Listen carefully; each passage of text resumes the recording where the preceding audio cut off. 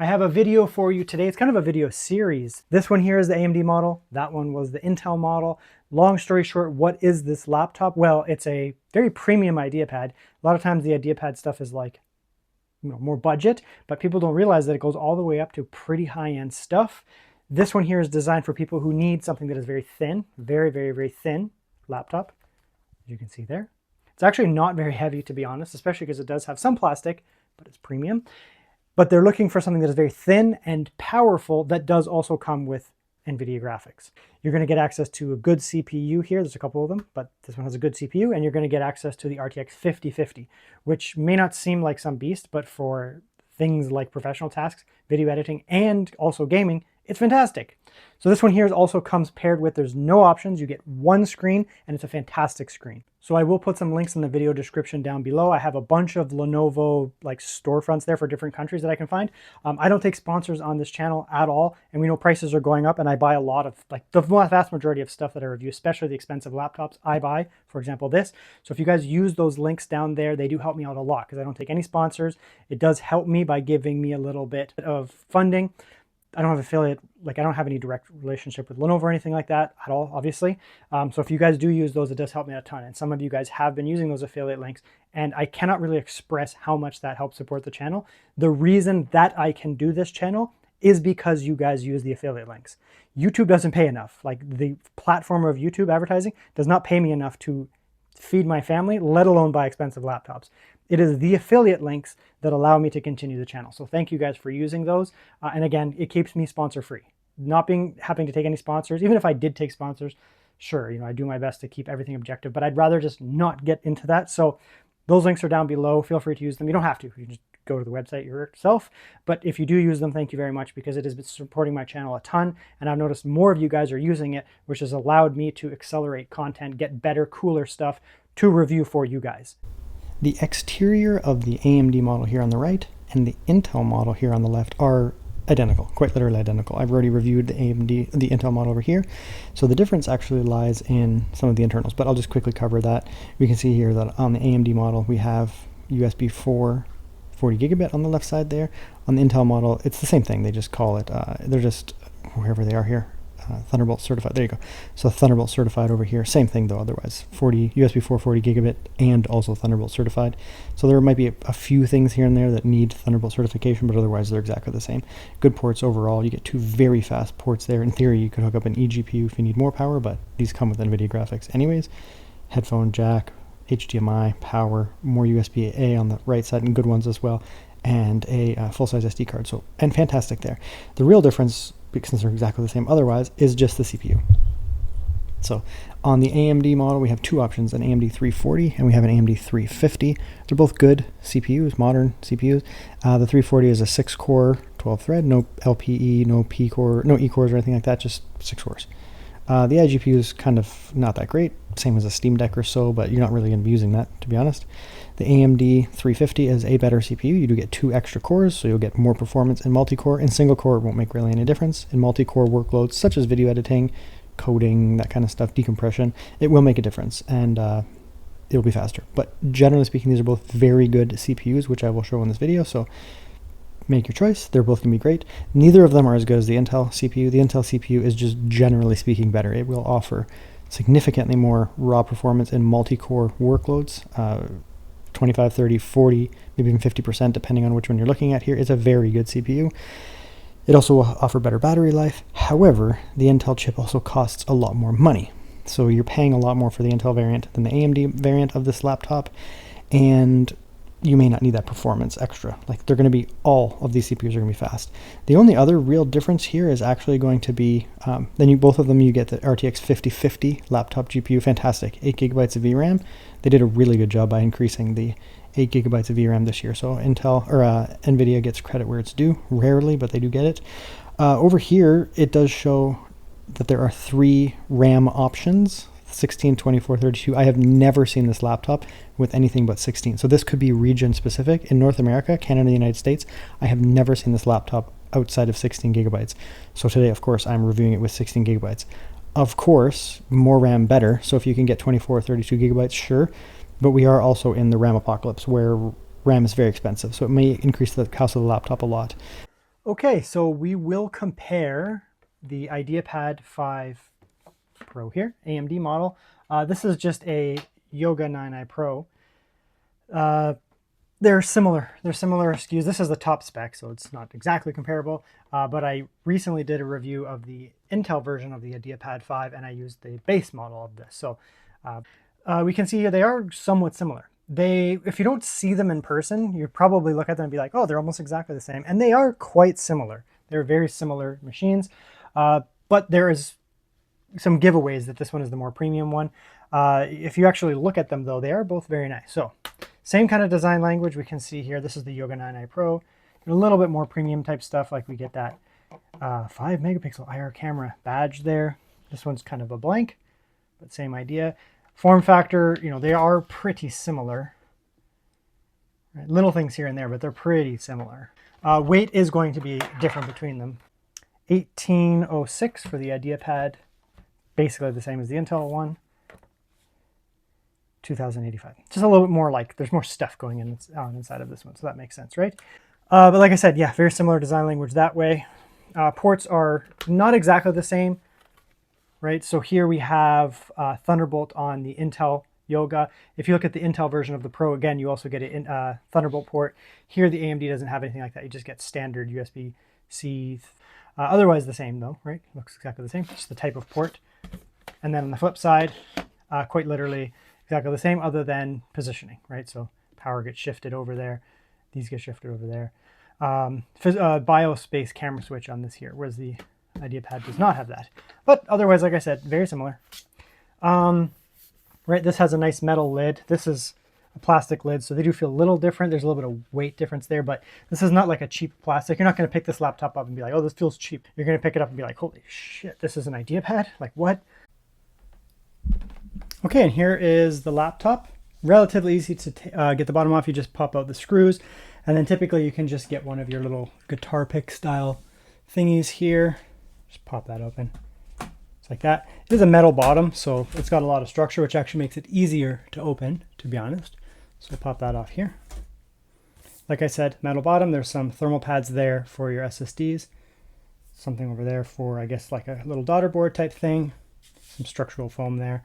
Little clips there. Can be a little tough to get the thing off sometimes if these are really aggressive, these little clips, but once they're in, you're usually good to go. And there's a look inside. It's pretty good. I mean, again, this is just an IdeaPad, but it's an IdeaPad 5 Pro. So you're going to be getting a lot more beef inside of this thing than one of their like slim kind of whatever things. They're not even close to the same. You get reasonably good speakers here. They're going to be among Lenovo's better. They're not going to match something like a Yoga, but they're still very good. Nice. Battery, quite large, 84 watt hours. There's not really much they could do to get a bigger one and then not mess up with structure and that. So nice big battery. Because of the chip in here, you're going to get really good battery life as well. Upgradability is reasonable. You do get dual NVMe, so you get one over here that's a 2242, so you can only put in a 2242, or I guess a 2230, I guess, theoretically. I wouldn't put in a longer one. You could, but it would be sitting on top of some of these things. I guess you could in theory, but it's a little risky. Not the biggest deal because you do have a second NVMe port here, slot here, and that's a 2280 full size, or again, you can do 2242, whichever works for you. Very nice. That's looking good. And again, you do have a thermal pad on this one. The other one, you can just add one, whatever. Upgradable Wi-Fi is nice to see as well. Love to see that. Very good. And no upgradable RAM. So the biggest issue with this model, the AMD model, is it only comes with 16 gigabytes of RAM. And I really don't understand why Lenovo did that, because the Intel model with an Arrow Lake has 16 or 32. I've had the 32 gigabyte model. So it's a weird kind of intentional nerf of the AMD model, which is odd. However, again, if this was 3 months ago, I would have been like pissed. I would have been like, what the F are they doing? But it's 2025, the very end of the year. We're about to go into 2026, and the RAM apocalypse is here. So 16 gigabytes of RAM is what a lot of people are going to be buying now, because 32 gigabytes is going to start costing hundreds of dollars. Lenovo themselves has to buy the RAM. They have to increase the price of the product, therefore, onto the consumer, or they just lose money.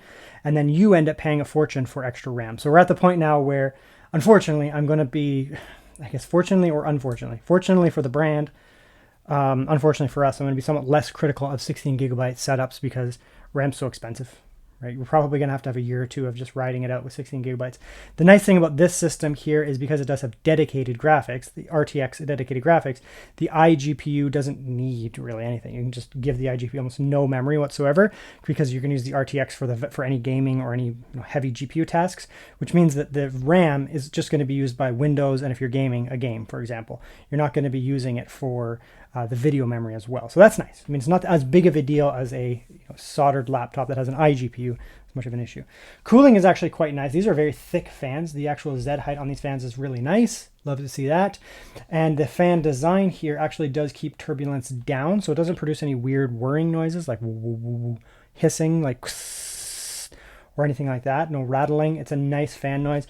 Two big heat pipes. It's interesting that the IdeaPads are basically the same as the Yoga in terms of cooling, but they have like just straight up copper. It's kind of cool, I guess. But yeah, so overall looks good inside. The only negative is 16 gigabytes soldered RAM. Not as much of an issue these days because RAM's so expensive anyways. A lot of the time people aren't just going to be able to buy the 32 gigabytes because you're going to have to pay hundreds of dollars more. This has a significantly better speaker setup, down firing and up firing here. I don't think there's anything up there for speakers, but just a design. That's okay. Looks fine. Keyboards are essentially exactly the same. They're not literally exactly the same, but they feel more or less exactly the same when you type on them. They have a rubberized texture, which I actually like. Layout with the numpad over there does push over the trackpads slightly on both, but they're such massive trackpads on both of them. This one's like meme level big, but even this is quite large. It's shifted over there. Plastic top here, metal top here. So little bits here, but you can't really tell, honestly. Bezels and that look more or less the same. This is like plastic there, whereas this is part of an integrated glass. You can't tell these things unless they're side by side, just so you know. This one has a physical kill switch on the camera. This one does not. It has BIOS level kill switch. Right, that's about that there. Let's actually jump right into the keyboard. It doesn't really matter which one we use. They feel exactly the same. You won't be able to tell the difference. This is a metal top, so like I guess maybe there's less deck flex. Maybe. Let's press on it.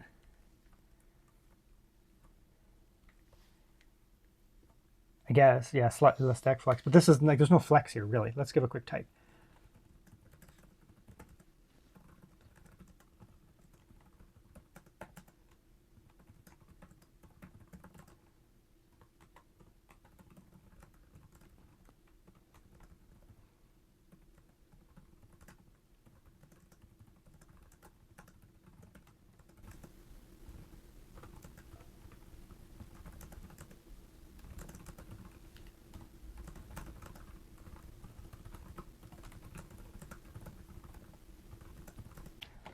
Yeah, so the keyboard, it feels the same. There's no point.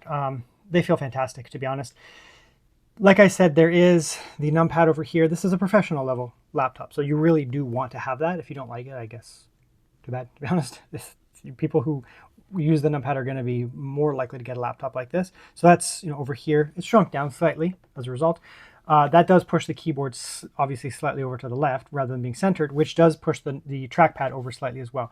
But like I said, so that when you're over here, you can bring your hand down over here. But remember, this is a very large laptop. So if your hands are in the middle of it, you're still able to navigate with the center of the laptop easily, right? Very nice. The Yoga does have an even larger trackpad. It's almost meme level. It's massive. Otherwise, though, they're both very good trackpads. They both have like a glass or acrylic or some type of coating on the top, which makes them nice and smooth. And they do have a nice click in both cases. And as you can hear and maybe see, it's consistent all the way across. This one's muted more. So to be honest, I actually prefer the feeling of this one because I like clicky trackpads. I just like it. I like the tactility, the feedback of a clicky trackpad. It gives me joy. This doesn't feel bad by any means. It's still very tactile. It's just muted, like intentionally muted. So actually, I prefer this trackpad. It's a little smaller, which is do not care. It's still very large and it's clicky. So interestingly, I prefer that trackpad. So the screens, though, are one of the reasons you're buying into these laptops. They have incredible screens. The base model of this has the same screen as this. Not the base, but anything but the top model of this has the same screen as this. So in this case over here, it's an 1800p resolution, which is very nice. That's quite crisp, especially at 16 inches. I'm generally happy with 1600 1200p at 16 inches, but I will always take that little bit of extra. Yeah, it gets a little harder if you're like gaming and stuff, but these are not dedicated gaming hardware. You can absolutely game on them, and very well, but they're not designed to do that. So it's not like, oh, that's extra pixels for the GPU. It's like, no. This is extra pixels for doing work, professional work. So it is quite nice. And the other thing is it has 120 hertz refresh. That's very nice for professional and gaming and whatever. Long gone are the days where only gamers would get high refresh. It's so much smoother. You won't see it on camera because I record at 60, but it's so much smoother to move things on camera with 120 hertz. I also just find it easier on the eyes. It's quite nice. So you have that there. Really nice, to be honest. 100% DCI-P3 color space as well, so you get very good colors. And of course, it's an OLED, so you get OLED blacks. This one here, this higher model, so I'm going to show it because it's different. Otherwise, it would be the same screen, it would be pointless. If you get the tandem OLED offering, which comes with the 5070 and the top spec and all that, it's a 1200p, so you do gain a tiny little bit more resolution. And this is the same. Oh, it's turned down. Look at that. Didn't even notice. So you get, I just got this laptop yesterday. So you get 120 hertz refresh rate. You get higher resolution. So it's basically going to be exactly the same, but with higher resolution. But this is a tandem mode, so it is actually capable of getting very bright, incredibly bright. This is not a dim OLED, by the way, by any means. This is like a standard OLED brightness. And on the OLED scale, like, I don't necessarily like every screen. This is a very nice screen overall for OLED. Like, it's just generally nice. Then this is just, this is like the halo of the technology, just so you know. So there's no real point in showing the two of them. It's just brighter. I'll just put it that way. So it's, yes, it's the same screen, just brighter, because it's a tandem OLED. Tandem OLED has advantages like it will allow you to, well, get more brightness, and it can potentially help with burn-in risk because you're just not going to be using the thing as long. Each pixel is not going to be used as long because there's two layers, so that's kind of nice. But over here, it's still a very nice screen. Let's show it off.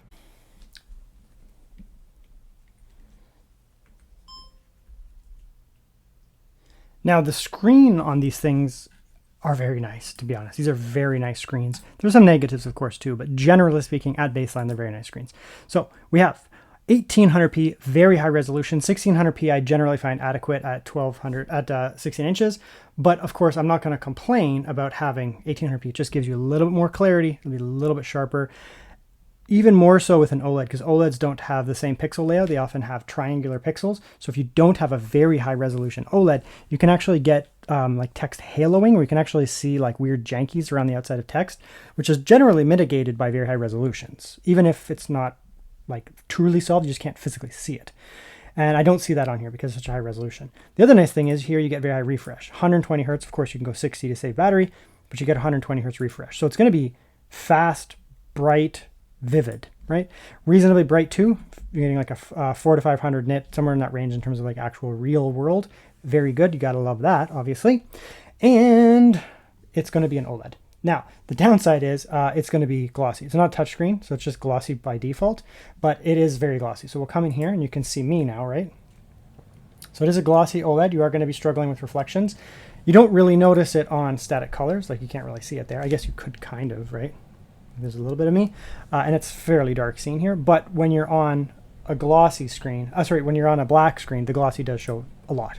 But as a result, you get absolute blacks, right? So this is probably what I see around there, right?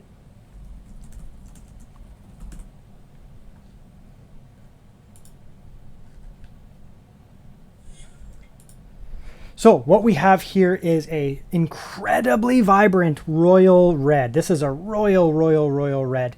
And it's not because it's an OLED. So people get confused over this. I'm just going to be very explicit here. It's not because it's an OLED. OLED doesn't necessarily mean that it has good colors. You could have an OLED with any color range. It's just that typically brands aren't going to make an OLED screen and then also be like, oh, by the way, 45% NTSC. No one would do that.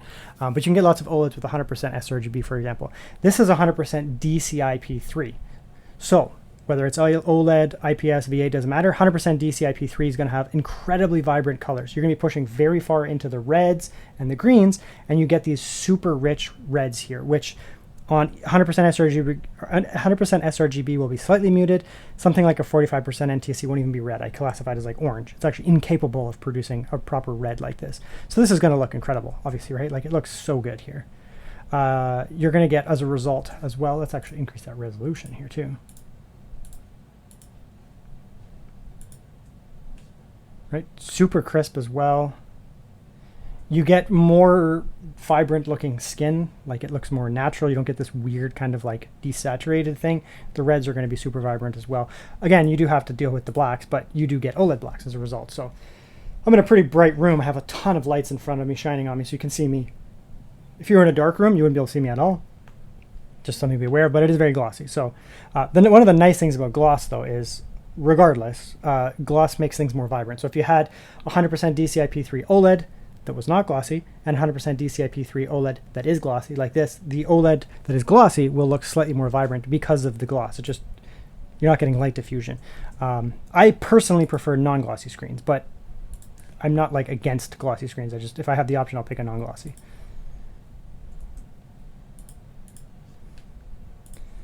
So you'll also notice it in the greens. Greens will look very, very, very vibrant, rich. I mean, it doesn't necessarily mean it's more accurate than 100% sRGB. Generally speaking, 100% sRGB, especially Adobe, if it's well calibrated as well, will be more accurate when you're reproducing imagery. Like if you're actually reproducing physical media, putting up physical media, posters and that kind of stuff, you actually usually want to actually go for an sRGB screen. But if you're consuming consumption, watching shows, games, that kind of stuff, even what I do, DCI-P3 is going to look incredible. Right, that's the preference for actually consuming media because it allows for much more saturation. I mean, it looks incredible, right? This looks so good. And we're not dealing with the glare issue because we're not on like a full black screen here. So, right. So I mean, it's an incredible screen. Not much more we can do about that. Audio should be good too. Now the audio on both of these is very good, but this isn't going to be a really fair comparison. The Yoga 9i Pro is one of the best speakers on any laptop that money can buy. This one here. I mean, you're rivaling MacBook Pro. Like, that's, I don't know if they're as good as MacBook Pro or they're better than MacBook Pro. MacBook Pros have, I'd say, probably better speakers, in my opinion. I'd say, in generally speaking, I would say that MacBook Pros do have better speakers than these, but these are like basically as good as you can get on a Windows machine. They are very good. So, but I will compare them, even though it's kind of unfair. Now, don't take that as these are bad speakers, because I'm going to be honest, these speakers are incredible, but I will compare them nonetheless. Okay, so just watch your headphones. I'm just going to jump right in at 50 and then max it.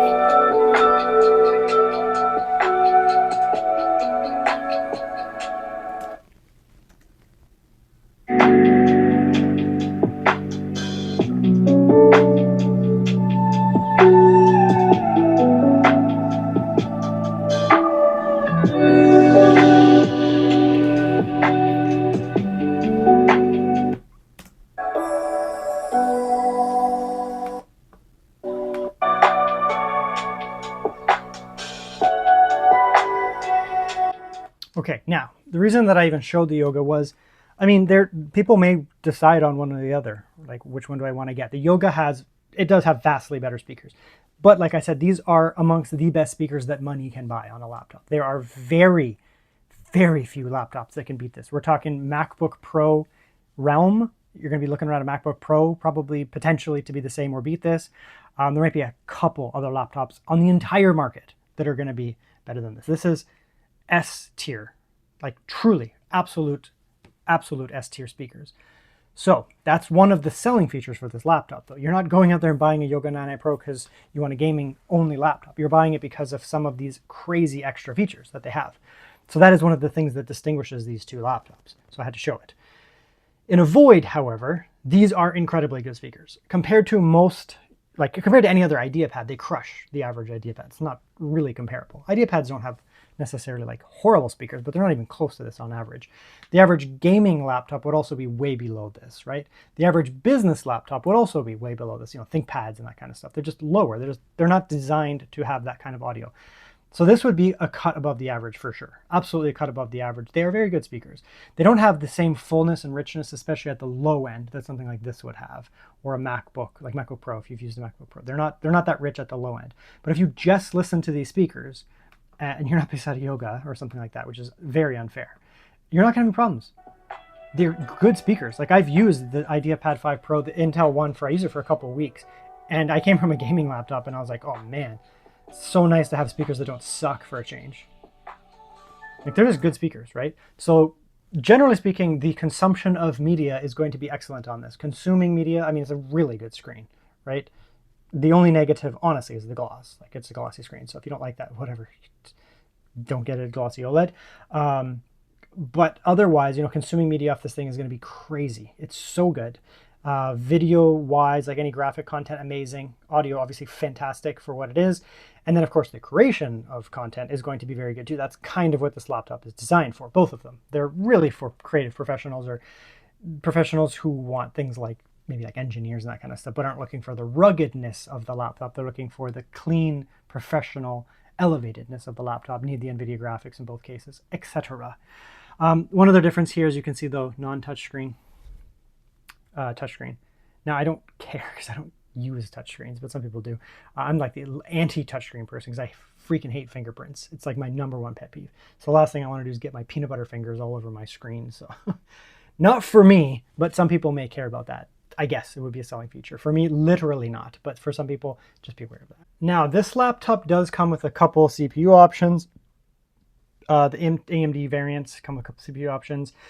The Intel model, I'm going to be quite frank, does have a better CPU, right? Not necessarily the Yoga, like this has the same CPU options as the IdeaPad 5 Pro, basically. Truly modern Intel chip, and it's just better than AMD. It is what it is. Like the Intel version of this just has a better CPU. Even if you get the 350, the AMD 350, which is better than this, the Intel chip is better. It's going to be more powerful.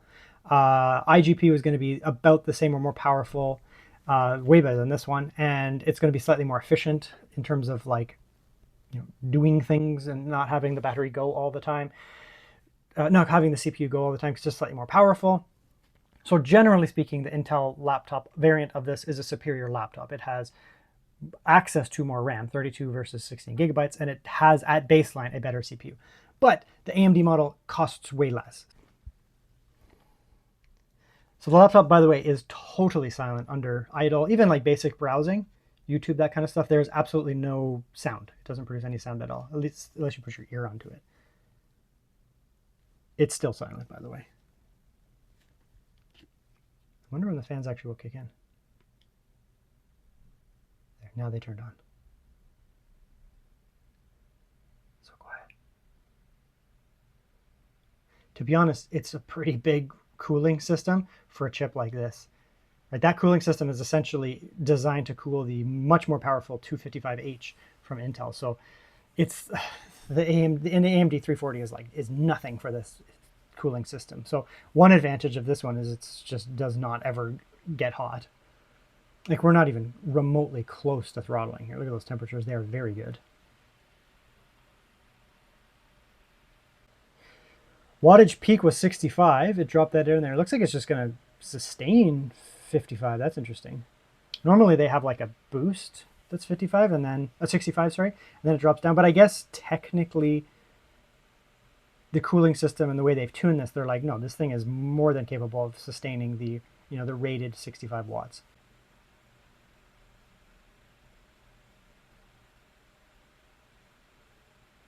Sub 50 dB under full load CPU, and the fan profile is also not annoying. It takes a long time to ramp up, which is good. I don't want it to ramp up the moment I breathe on the computer. I want it to take a long time to ramp up to keep itself nice and quiet.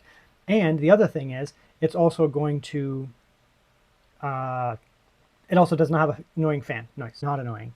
Scores are not going to be, resoundingly massive here, 13,000, but that's damn good for a 6-core. Go back in time, like a true 6-core. There's no E-cores, nothing here. This is just a 6-core processor. Go back and look a few generations ago at what a 6-core could do. It wasn't even close to this. Like, not even close. This is what, 8 cores or 12 cores or 16-core processors were doing not long ago, especially with E-cores and P-cores and that kind of stuff. But because this is just a 6-core processor, 6 P-cores, it's good, very good. So that's really nice. I mean, it's not slow, right? So if you're thinking at this and you're like, oh, the 340, you lose the performance, you lose a ton of performance. Yes, you will lose some performance. Typically, the 8-core will put you around here, 16,000, just from my testing. I've tested a lot of laptops, and When you get up to the 350, you'll be around the 16,000 mark. So yeah, you're losing some performance, but what is 3,000 when you're at 13,000? It's not really anything, to be honest. Not in any realistic workload. You're looking at like a second or two off of like a standard task that, something that takes 30 seconds now takes 31 seconds or 32 seconds. Like, it doesn't really make a big difference, right? Opening up programs in that, you will not notice the difference at all. Maybe like a massive code compile that's like a huge, massive thing that takes an hour. Yeah, you'll save some time by getting an 8-core or getting Intel. The Intel is definitely faster. But in real world work like this now, you won't notice the difference. It's very good. Balance mode is also a lot quieter. Again, we have the cooling system essentially designed for much more like literally powerful in terms of wattages chip. Balance mode brought the watts down to, where did it go? Oh, 54. So we lost about 10, yeah. CPU package there, it's 55. So yeah, we dropped off about 10 watts, so it's going to be even easier to cool now.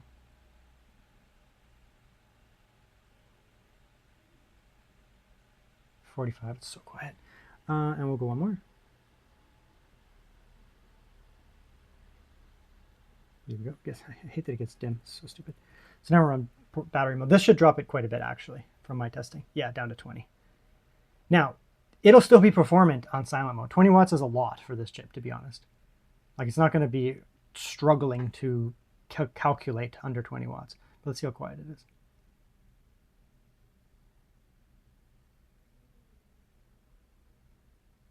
Now it's approaching my noise floor. My noise floor is about 34, I would say. Like, I can hear someone outside my house on the street more than I can hear this.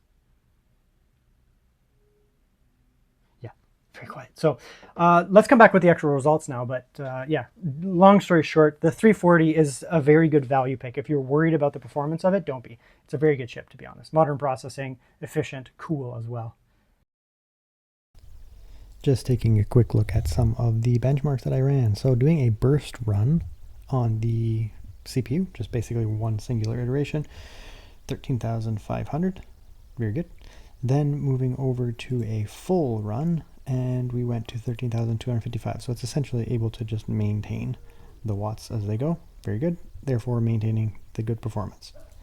Then moving over to a silent mode full run, we can see here that it is very efficient. The CPU is running at a score of 9,298 despite those very low wattages. So a lot of the time you are going to be able to just run this thing in silent mode, even for relatively heavy CPU tasks. Love to see that. Then of course we do have the included SSD, nice and fast SN7100S, nothing special here, just a mid to upper range Gen 4 SSD. Love to see it.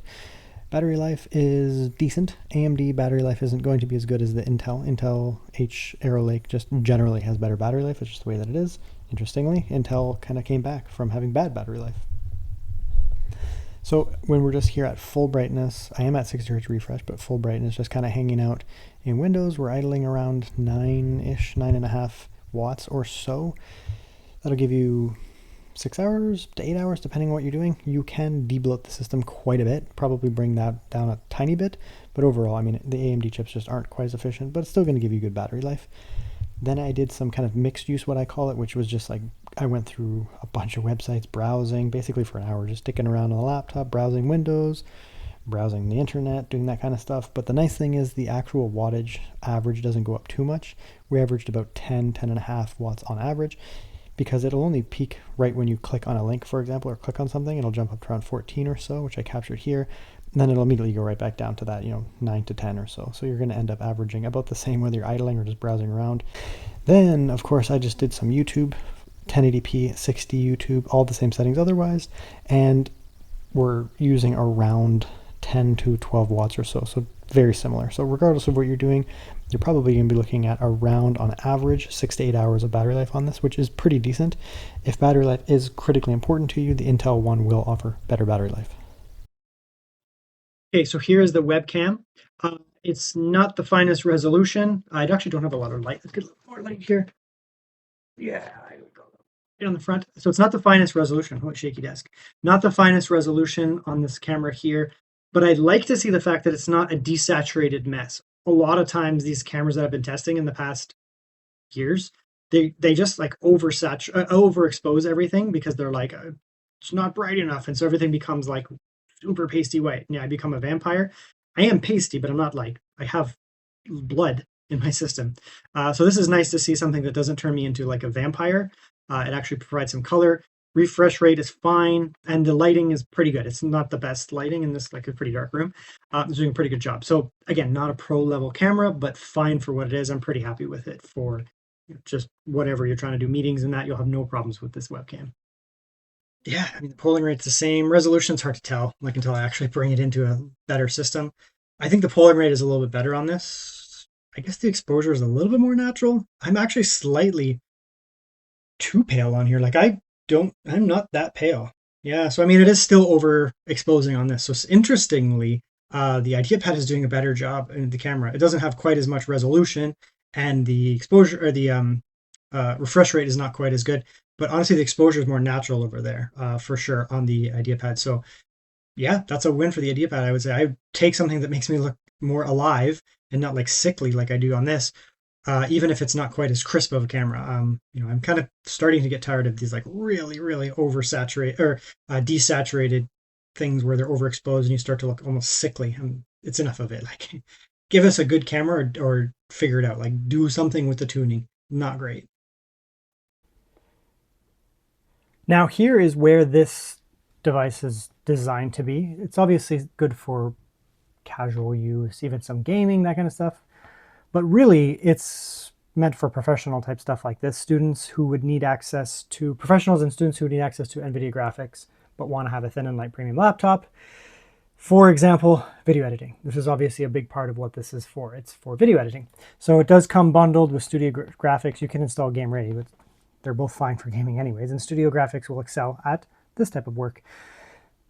The CPU is up to the task of doing video editing. Spoiler, I've used this laptop for video editing like for a week. I've actually been using it because I actually switched to this for a little while for the test, so I've been using this. So I know it's good. I don't have to, it's not shocker that I'm doing this right now.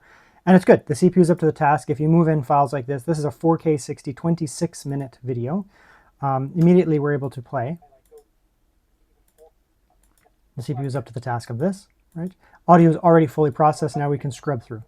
So it took a couple of seconds to fully process this video, right? And then you come down here, you come in here like this, and now we're going to do a video export. Now, of course, you can do video editing on modern iGPUs. They're pretty good. Honestly, they're pretty good. The editing process, like what I'm doing here, uses the CPU.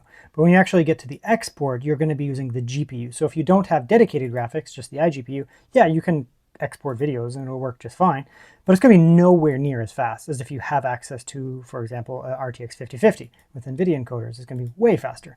So we can come in here, you can go like this, output. You'll see here we have access to the AMD or NVIDIA. The AMD, if we didn't have the dedicated graphics, yeah, you could do it, but it would take much longer. It would work just fine, but it would be much longer. So what we do here is we come in here, we use the NVIDIA GPU for export. Go like that. This is a 4K 60 video, 2 streams. I'm not like here to show what a 5050 can do in general, like we know, but I just want to show you just how effective this is. So we'll just come back in a moment. This thing's going to just rip through, by the way.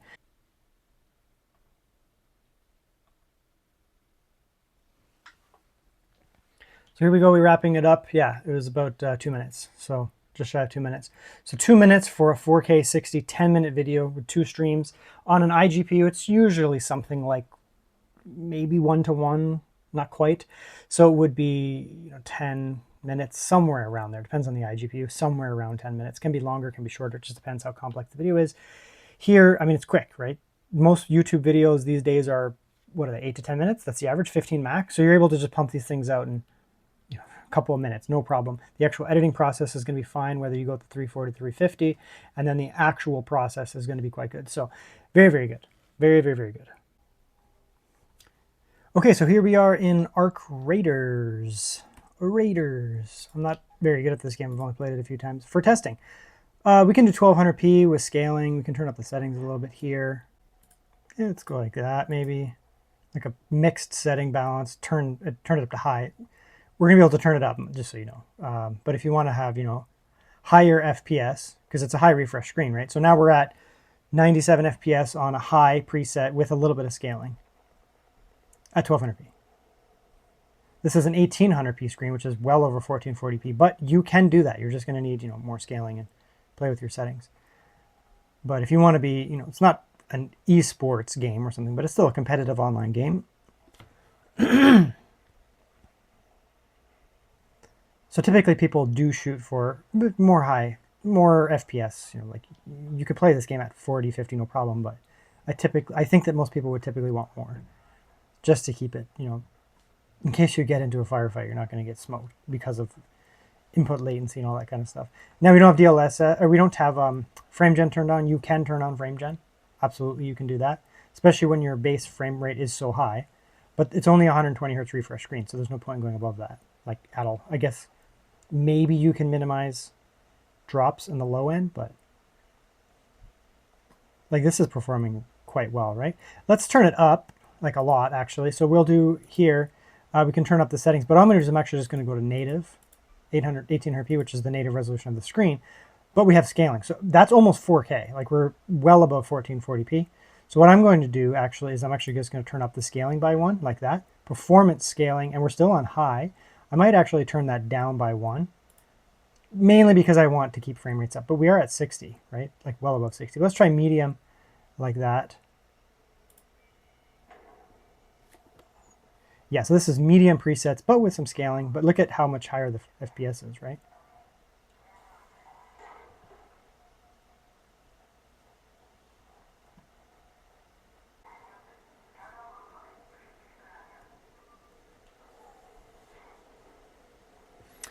So, I mean, we can play for a bit, but generally speaking, you are going to get exceptionally good frame rates. This game is well optimized. The GPU is being maxed. The CPU is getting hit pretty hard, actually, to be honest. But it's up to the task. VRAM, it's an 8GB GPU, so we're going to be fine there. System memory might be a limit in some games, but, relatively well-optimized games like this, we're not going to run into DRAM or system memory issues, generally speaking. If you had a ton of stuff open, probably you would, but just close down some stuff. Yeah, it's really good FPS, right?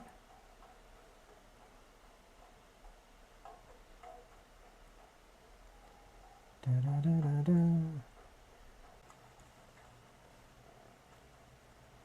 a lot of those robot-y things. The game looks great at this, setting where we have it on like medium or high, a little bit of scaling. And again, I could turn it up more. I'm just going for the high FPS, but we can turn it up. I'm just doing this because I want to show some people want to play these games at higher FPS, right? You can certainly play it at a higher fidelity, or go with high or something like that. We're not going to run out of VRAM. That's the thing, because this is an 8GB GPU. That's the nice thing about the 5050. They increased it this year. You're not going to have VRAM issues. Really, in any game, you might have cases where the performance of the 5050 is not quite up to the task, but the VRAM is actually enough to essentially support whatever performance the GPU can do. So. Okay, so let's do the conclusions now. They're going to be very straightforward. Okay, we'll start with the negative, because there's really only one major negative. The RAM. 16 gigabytes of soldered RAM is RIP. It's unfortunate that you cannot get 32. If it was not the very end of 2025, right now, like literally when this video goes up will be 2026, I would have been like pretty upset about that. I would have been like, why would they give you only 16 gigabytes? But we have the RAM apocalypse, and 32 gigabytes of RAM costs $500. So going from 16 gigabytes up to 32 before might have been like, it's like 50 to 100 bucks, whatever. Why don't they give us that option? Nowadays, it costs a fortune because even Lenovo has to pay a fortune to get the RAM.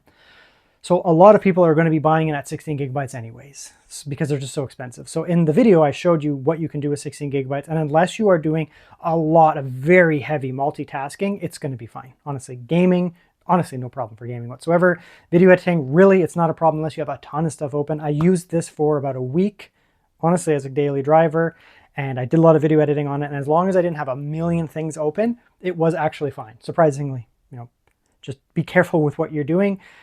Don't have a bazillion things open, close stuff down, and then you'll be fine with 16 gigabytes, honestly, while doing heavy stuff like video editing, which is very memory intensive. So it's fine.